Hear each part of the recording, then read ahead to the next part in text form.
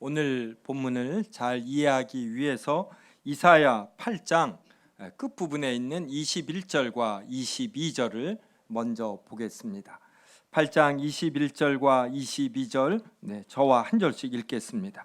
이 땅으로 헤매며 공고하며 굶주릴 것이라. 그가 굶주릴 때 격분하여 자기의 왕과 자기의 하나님을 저주할 것이며 위를 쳐다보거나 땅을 굽어보아도 혼란과 흑암과 고통의 강들이니 그들의 심한 흑암 가운데로 쫓겨 들어가리라.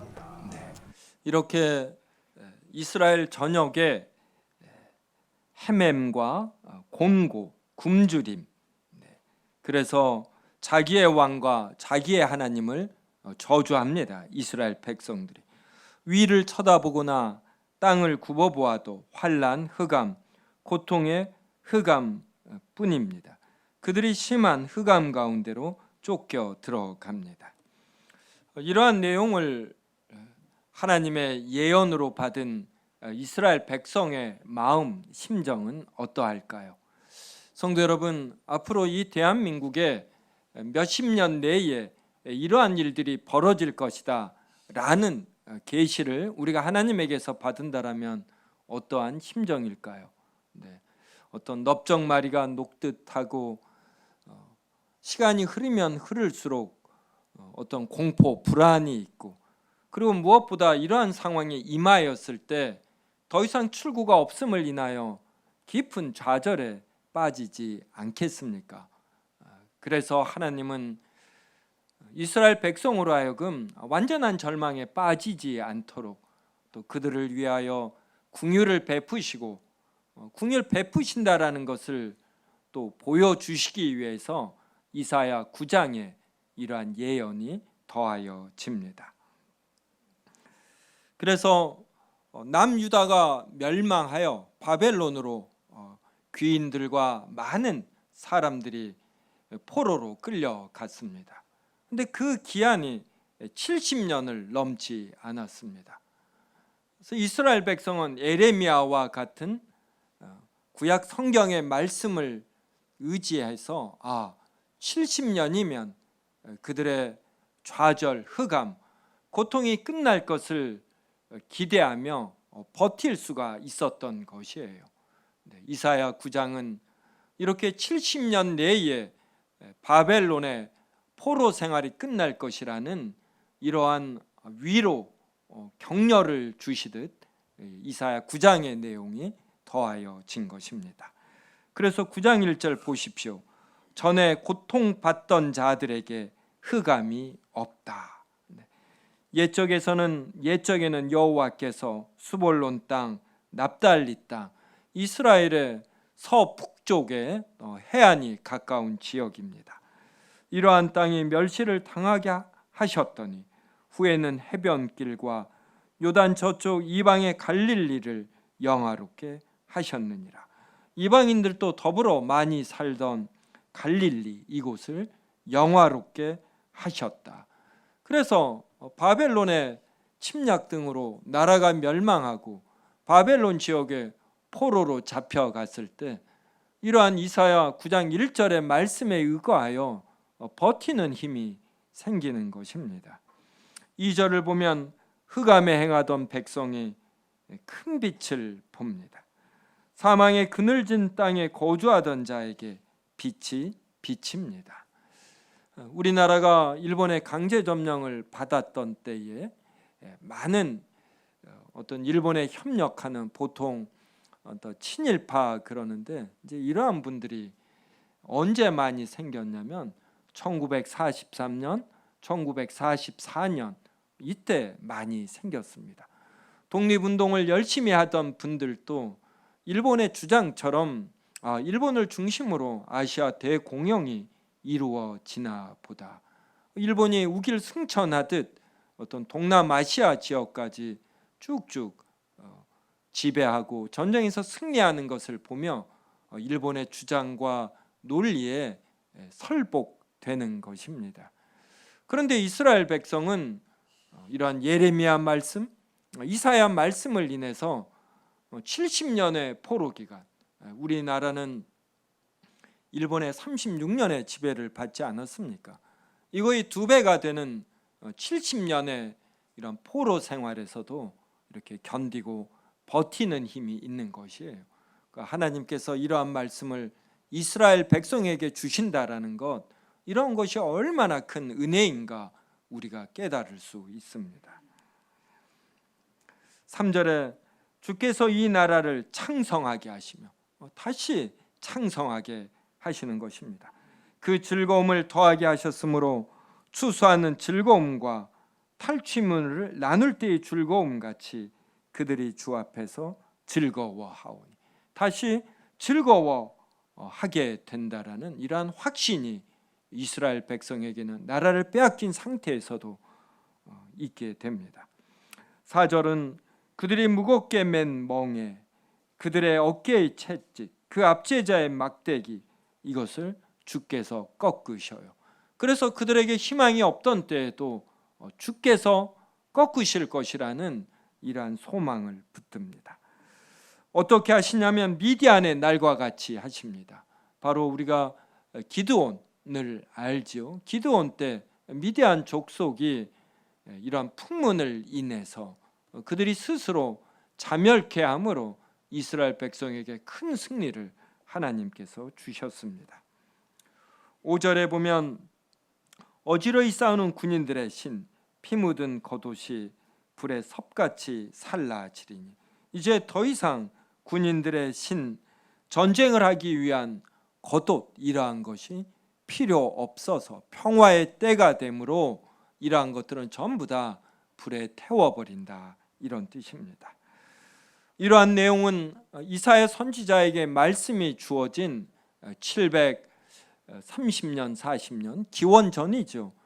그때로부터 200년 후에 발생하는 일입니다. 북이스라엘이 722년에 기원전 722년에 멸망하고 남유다가 586년에 멸망하고, 그때로부터 70년 정도 흘러 바벨론의 포로 생활이 끝이 납니다. 그래서 이사야는 이 9장의 말씀을 받고 나서 한 200년이 흘러서 이 예언이 성취가 됩니다.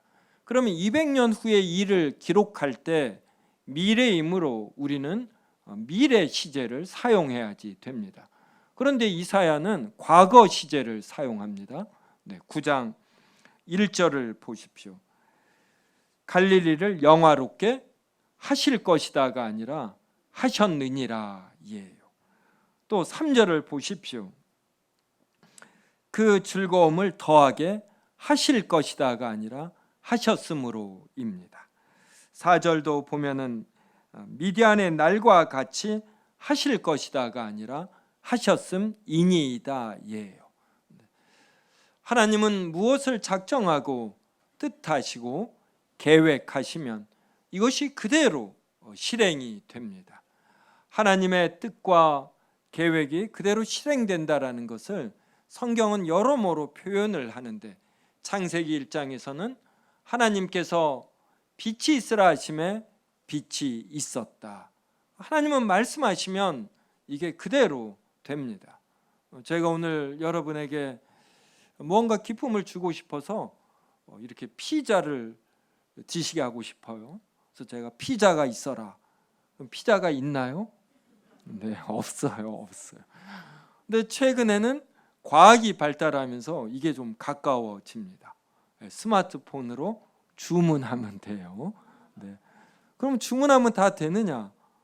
신용카드로 값을 지불해야지 돼요. 그러니까 신용카드에 잔고가 많으면 말과 동시에 이루어지는 일들이 동시까지는 아니어도 30분, 1시간 내에 이루어지는 일들이 많습니다. 그러니까 첨단으로 간다, 이 말의 뜻은 이 사람의 생각, 말이 그대로 집행되는 속도와 양이 많아진다, 이런 뜻이에요. 근데 하나님은 어떠셔요? 속성이 전능하십니다. 그래서 말씀으로 세상을 창조하실 수 있어요. 그래서 말씀으로 세상을 창조하신다라는 것은 바로 하나님의 뜻, 생각, 계획이 한치의 오차도 없이 그대로 실행이 된다. 그래서 우리가 오늘 또 사도신경으로 신앙을 고백했는데, 사도신경은 첫 번째에서 하나님의 속성을 전능으로 표현을 합니다. 그래서 전능하사 천지를 만드신, 그때 이 신앙 고백을 만든 분이 전능하사 말씀으로 천지를 만드신 이 말씀으로를 넣고 싶었을 것이에요.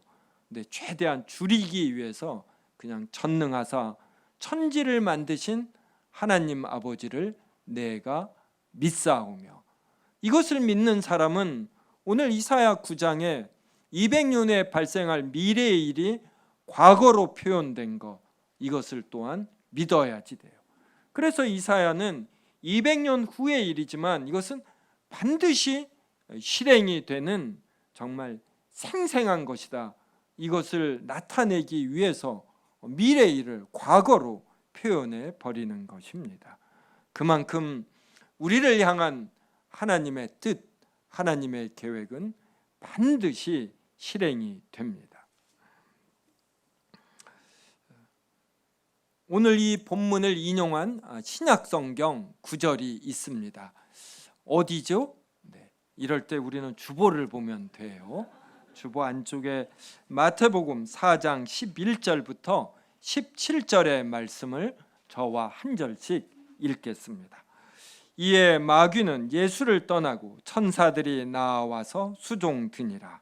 예수께서 요한이 잡혔음을 들으시고 갈릴리로 돌아가셨다가 나사렛을 떠나 수불론과 납달리 지경 해변에 있는 가버나움에 가서 사시니, 이는 선지자 이사야를 통하여 하신 말씀을 이루려 함이라. 수볼론 땅과 납달리 땅과 요단강 저편 해변길과 이방의 갈릴리여, 땅에 앉은 백성이 큰 빛을 보았고 사망의 땅과 그늘에 앉은 자들에게 빛이 비추었다 하였느니라. 이때부터 같이 읽습니다. 이때부터 예수께서 비로소 전파하여 이르시되 회개하라, 천국이 가까이 왔느니라 하시더라. 이사야 9장 1절과 2절이 마태복음 4장 15절과 16절에 인용되어 있습니다. 4장 11절은 마귀는 예수를 떠나고 천사들이 나와서 수종드니라는 예수님께서 광야에서 성령에게 이끌리시어 마귀에게 시험을 받은 내용을 뜻합니다. 이렇게 시험에서 승리하신 예수 그리스도께서 비로소 공생애를 시작하십니다. 근데 이 공생애의 시작이 12절서부터 말하는 것처럼 갈릴리로 물러가셨다가 나사렛을 떠나 수볼론 납달리 지경 해변에 있는 가버나움에 가서 사십니다. 그리고 이거에 대하여 14절은 이는 선지자 이사야를 통하여 하신 이사야 9장 1절과 2절에 있는 말씀을 이루려 하심이라. 그러면서 15절과 16절을 말합니다. 그리고 나서 17절서부터 이제 예수님의 본격적인 공생의 시작과 그 선포되는 말씀의 내용이 나옵니다. 왜 마태는 이사야 9장 1절과 2절에 있는 이미 바벨론의 70년의 포로에서 돌아와 어떤 빛이 있는, 해방이 있는 이러한 삶을 이룬 이스라엘 어떤 민족에게 이 마태복음 4장의 내용으로, 즉 예수 그리스도께서 납달리와 수볼론에서 공생애를 시작한 것, 이것과 연결시킬까요? 이것을 우리가 알면 신앙생활의 본래의 목표가 무엇인가, 이걸 알 수 있어요. 우리 신앙생활은 어떤 바벨론과 같은 강대국으로부터 해방을 얻어 이 땅에서 더 정치적으로, 군사적으로 안정되게, 경제적으로 번영되게, 그래서 어떤 한 민족의 우수성을 알리는 이러한 것에 전혀 있지가 않습니다. 성도 여러분, 일제 강제 점령이 끝났을 때 우리나라의 상황은 어떠했을까요? 일제 강제 점령을 받던 시대에 대한민국 사람이라면 모두가 일본으로부터 해방을 꿈꾸지 않았을까요? 근데 막상 해방을 맞이하니까 어떠했습니까? 제가 초등학교를 다닐 때 이런 말 많이 들었어요. 실제로 주변 어른들에게 대화 속에서 들었고 간혹 TV나 영화나 이러한 드라마에서도 이런 표현이 나옵니다. 일정시대가 더 나았다. 일정시대에는 질서가 있었고 치안이 괜찮았고 백성들의 어떤 시민들의 어떤 일관성이라고 할까요? 이러한 것들이 있어 보였던 것입니다. 45년 해방 이후에 대한민국에는 좌우 분열, 심한 데모, 그리고 분열된 남과 북의 정부의 탄생, 그리고 1950년에는 한국 전쟁이 일어났습니다. 저는 보리고개를 직접적으로 경험하지는 않았지만 우리나라가 공식적으로 개인소득 100불이 넘어갈 때, 전 세계적으로 개인소득 100불이 넘어갈 때 국민들의 기근, 굶주림이 해결된다고 합니다. 그래서 우리나라도 1972년 그때를 전후로 해서 공식적으로 국민들이 굶어 죽는 일이 없어졌다, 이렇게 말을 합니다.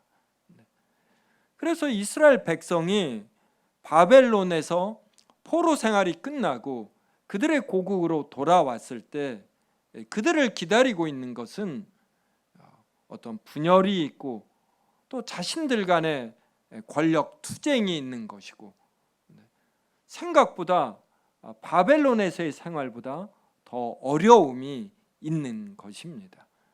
그리고 결정적으로는 해방이 되어도 바벨론 포로에서 돌아와도 모든 사람은 늙는다라는 것이에요. 시간은 흐릅니다. 그래서 모든 사람은 늙고, 늙으면 병드는 게 찾아와요.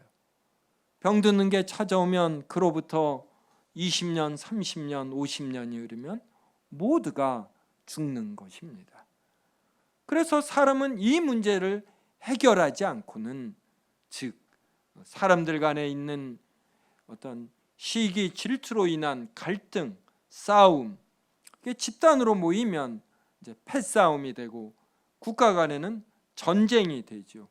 이러한 문제가 해결되지 않는 한, 그리고 개인에게 반드시 찾아오는 늙음, 병, 죽음의 문제가 해결되지 않는 한은 이 이사야 9장 1절, 2절, 3, 4, 5절에 있는 큰빛, 영화로움, 이러한 것은 상대적인 것이에요.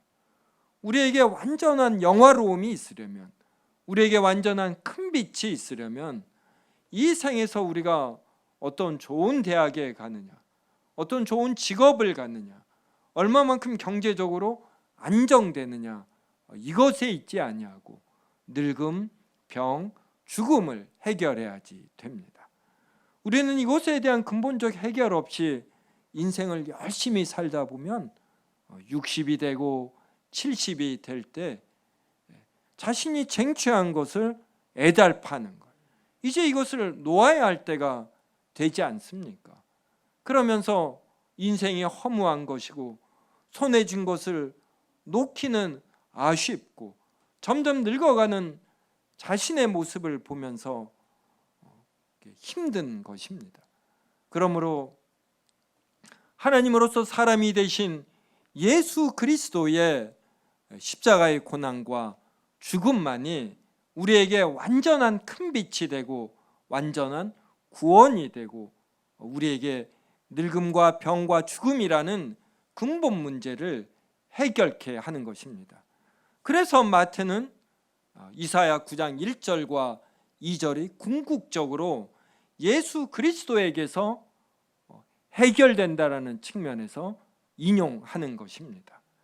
그리고 이사야 9장 6절과 7절을 보셔요.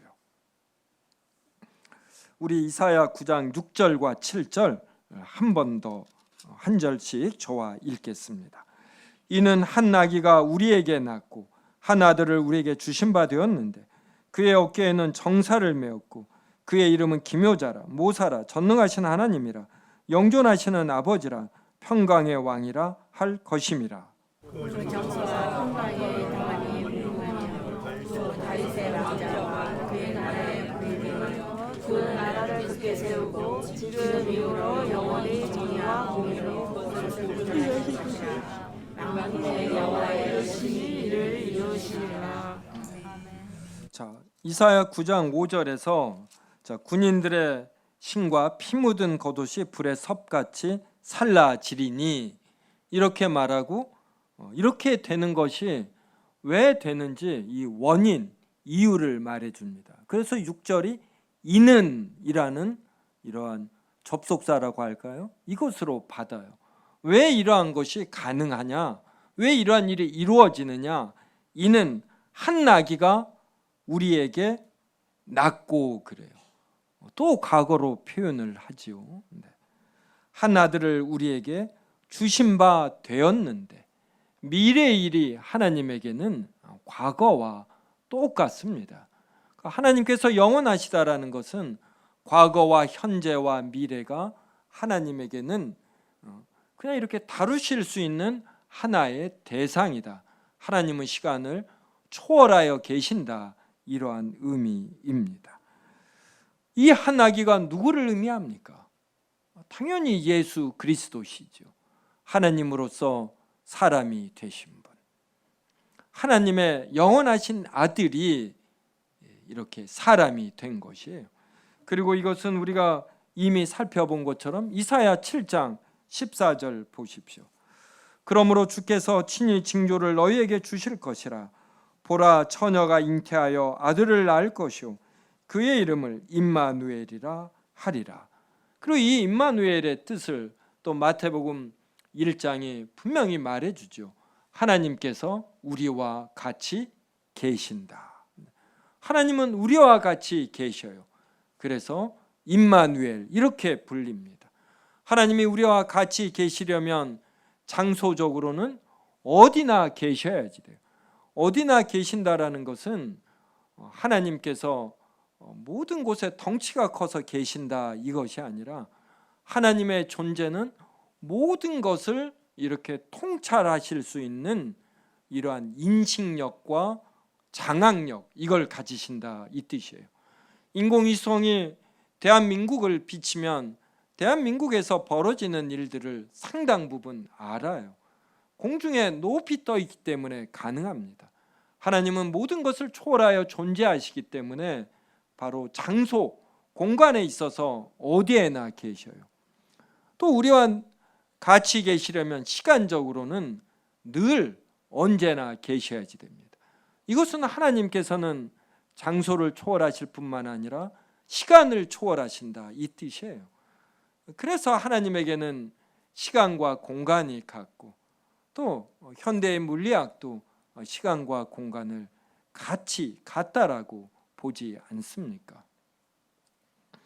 이미 이사야 7장 14절에서 처녀가 잉태하여 아들을 낳을 것을 말하고 그분은 그의 이름은 임마누엘이라고 단순히 사람의 아들이 아니라 하나님이시라고 이렇게 계시하였고 9장에서 이것을 더 자세히 계시하여 줍니다.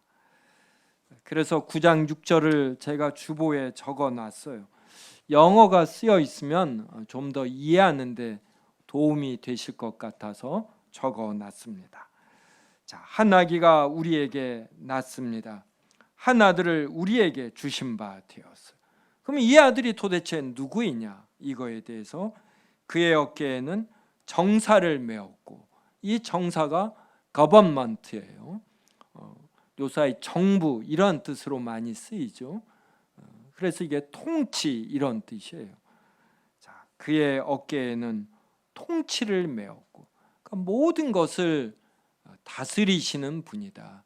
그러니까 모든 것을 다스릴 수 있는 이러한 통치의 내용과 이걸 실제로 할 수 있는 통치력이 있다 이 뜻입니다. 그다음에 그의 이름은 기묘자라 원더풀이에요. 원더풀. 하나님의 그 이 아이가 하는 모든 일은 놀라운 그 자체이다. 사람의 생각과 능력을 넘어서는 놀라운 일을 하신다. 그다음에 모사라, 이건 카운셀러예요.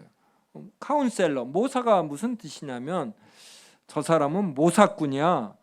이럴 때 이 모사꾼이라는 것은 무엇을 은밀히 좀 비열하게 뭘 이렇게 기도하는 자다, 도모하는 자다, 이런 뜻이죠. 꾼이 붙으면 때때로 나쁜 뜻입니다. 그런데 예수 그리스도에 대해서 모사라고 할 땐 모든 것을 작정하고 계획하시고 경영하시는 분이시다, 이제 이런 의미예요. 카운셀러에도 이런 의미가 있습니다. 그 다음에 전능하신 하나님이라. 우리가 오늘 신앙 고백했어요. 전능하사 천지를 만드신 하나님 아버지. 바로 우리가 신앙 고백을 할 때 이 전능하심을 이렇게 앞서 고백을 하는데, 태어나는 이 아이가 바로 전능하신 하나님, 단순히 사람이 아니시다, 이런 의미입니다. 그래서 이미 구약시대 이사야 당시에 성부 하나님만이 아니라 성자 하나님이 계심을 두 번째 위격, 인격체로 불리는 하나님이 계심이 이렇게 풍성히 계시된 거예요. 이런 말씀을 읽으면서 참된 구약의 신자들은 그 전능하신 하나님이 사람이 되시는 것, 그래서 자신들에게 완전한 구원을 주시는 것, 이것을 기대하고 소망하는 것입니다. 그 다음에 또 뭐라고 합니까? 영존하시는 아버지라. 그래서 영존이라는 것은 영원히 계속해서 존재하신다. 영존, 영원히 존재하시는 아버지라. 아버지 얼마나 이 자식을 사랑하고 무언가를 내주고 무언가를 해주고 싶어 합니다. 태어나는 아이가 바로 이러한 영원히 존재하시는 아버지이셔요.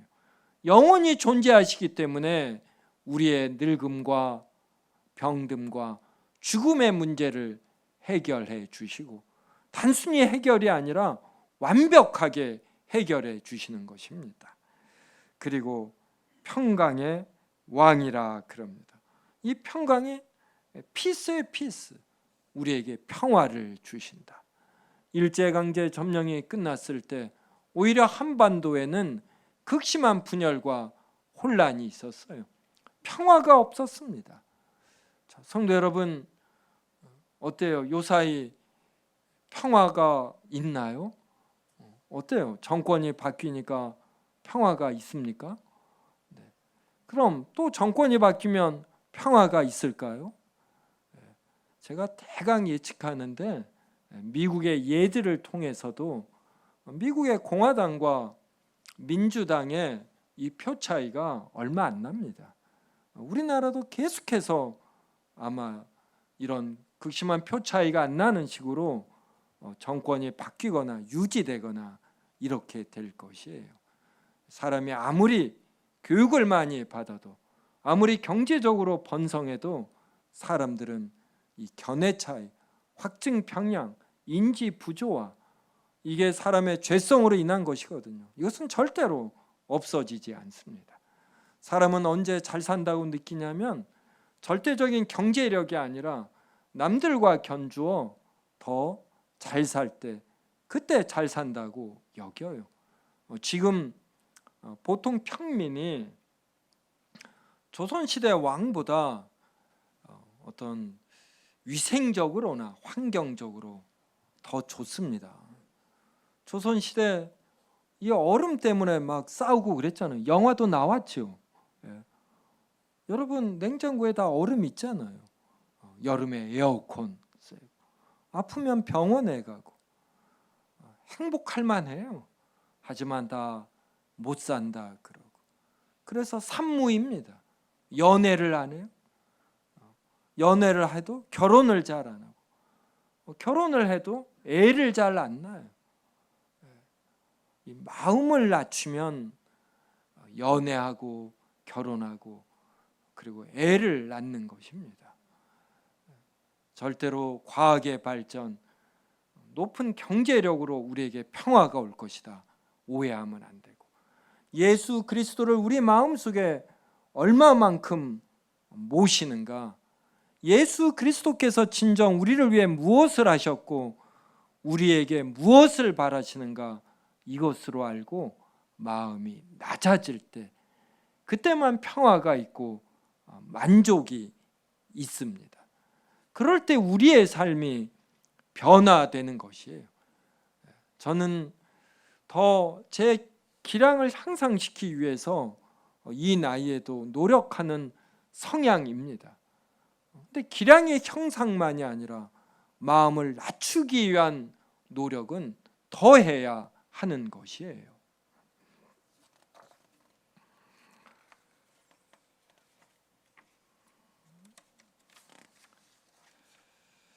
(9장 7절) 보십시오. 그 정사와 평강의 더함이 무궁하며, 무궁이라는 것은 영어로 말하면 no end예요. 끝이 없다. 정사와 평강의 더함이 끝이 없으며, 다윗의 왕자와 그의 나라에 군림하여 그 나라를 굳게 세우고, 하나님 나라를 울음과 눈물 흘릴 일이 없는, 죽음과 어떤 늙음과 병듦이 없는 그 나라를 굳게 세우고, 지금 이후로 영원히 정의와 공의로 그것을 보존하실 것이라. 굳게 세울 뿐만이 아니라 영원히 이것이 지속되게 하셔요. 그리고 그 나라의 특징은 정의와 공의입니다. 이사야 5장 7절에 보면 이런 내용이 나와요. 물은 만군의 여호와의 포도원은 이스라엘 족속이요 그가 기뻐하시는 나무는 유다 사람이라. 그들에게 정의를 바라셨더니 도리어 포악이요 그들에게 공의를 바라셨더니 도리어 부르짖음이었도라. 정의와 공의를 바라셨는데 포악과 부르짖음이 나왔거든요. 그런데 하나님께서 정의와 공의가 있는 이 나라를 굳게 세우시고 영원히 보존하십니다. 이 나라를 누가 이룹니까? 사람이 이룰 수 있나요? 아니에요. 그래서 9장 7절이 이렇게 말합니다. 만군의 여호와의 열심히 이를 이루시리라. 그래서 성경은 전체적으로 사람의 열심, 우리의 열심을 말하는 것이 아니에요. 여호와의 열심을 말하는 것입니다. 우리는 별 수 없는 존재이고 부족한 존재인데, 하나님께서 특별히 사랑하시어 우리를 택하시어 하나님의 자녀로 삼으시고, 그 이후에도 다윗과 같이 간음하고 살인 교사를 하는데 하나님께서 끝까지 참으시며 다윗을 정직한 왕으로 만드시듯, 지금 이 시대에도 여호와의 열심으로 우리를 하나님의 자녀로 택하셔 우리의 부패한 본성의 일부가 구원받았음에도 남아있어 칠정 오욕으로 가득 차는 마음 상태인데, 그리고 그런 행위를 하는데 여호와께서 우리를 성숙하게 만들어 가시는 거예요.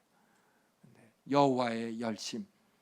성도 여러분, 우리의 열심을 말하기 전에 사람의 열심을 말하기 전에, 즉 사람이 할 수 있는 인격의 폭이 작음을 알고 하나님의 열심을 기대하며 이 성령님의 말할 수 없는 탄식을 기도하며 우리가 더욱 노력해야지 된다, 이러한 의미입니다. 제가 마가복음 4장 26절부터 29절 말씀 읽어드리겠습니다. 또 이르시되 하나님의 나라는 사람이 씨를 땅에 뿌림과 같으니 그가 밤낮 짜고 깨고 하는 중에 씨가 나서 자라되 어떻게 그리 되는지를 알지 못하느니라. 땅이 스스로 열매를 맺되 처음에는 싹이요 다음에는 이삭이요 그 다음에는 이삭에 충실한 곡식이라. 열매가 익으면 곧 낫을 대나니 이는 추수 때가 이르렀습니다. 하나님의 나라는 사람이 땅에 씨를 뿌림과 같아. 사람이 땅에 씨를 뿌린 후에 무엇을 합니까? 오늘 관찰력이 있으신 분들은 교회당 현관을 들었을 때 수국에 꽃이 떨어진 걸 보았을 거예요.